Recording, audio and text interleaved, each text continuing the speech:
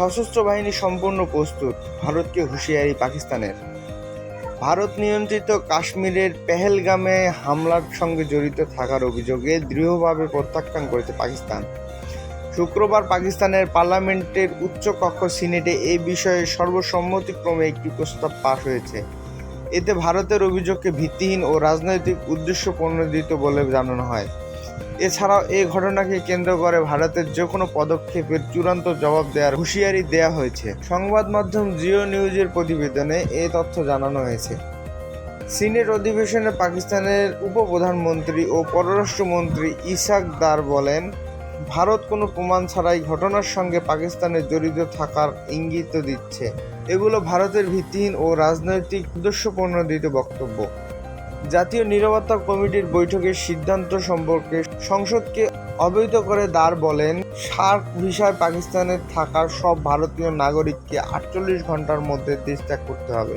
পাকিস্তান এই বিষয়ে রাজনৈতিকভাবে ঐক্যবদ্ধ আছে জানিয়ে পররাষ্ট্রমন্ত্রী বলেন, গতকাল 26টি দেশকে ব্রিফ করা হয়েছে, বাকিদের আজ ব্রিফ করা হবে। অতীতে প্রতিশোধমূলক পদক্ষেপের কথা উল্লেখ করে ভারতকে সতর্ক করেন, বলেন পাকিস্তানের সশস্ত্র বাহিনী সম্পূর্ণ প্রস্তুত, যে কোনো শত্রুতামূলক কর্মকাণ্ডের চূড়ান্ত জবাব দেওয়া হবে। তিনি বলেন, সিন্ধু পানি বণ্টন চুক্তি একতরফাভাবে স্থগিত করা যাবে না, কারণ চুক্তির শর্ত অনুযায়ী ঐকমত্যের ভিত্তিতে এই চুক্তি স্থগিত করতে হবে। পানি 24 কোটি পাকিস্তানির জীবনের সঙ্গে সম্পৃক্ত। জাতীয় নিরাপত্তা কমিটি এর মধ্যে পানি স্থগিতের হুমকিকে যুদ্ধের শামিল বলে ঘোষণা করেছেন। এদিকে ভারত ও পাকিস্তানের মধ্যে ক্রমবর্ধমান উত্তেজনার প্রতি আন্তর্জাতিক সম্প্রদায়ের দৃষ্টি আকর্ষণ করেছে পাক প্রতিরক্ষা মন্ত্রী খাজা আসিফ।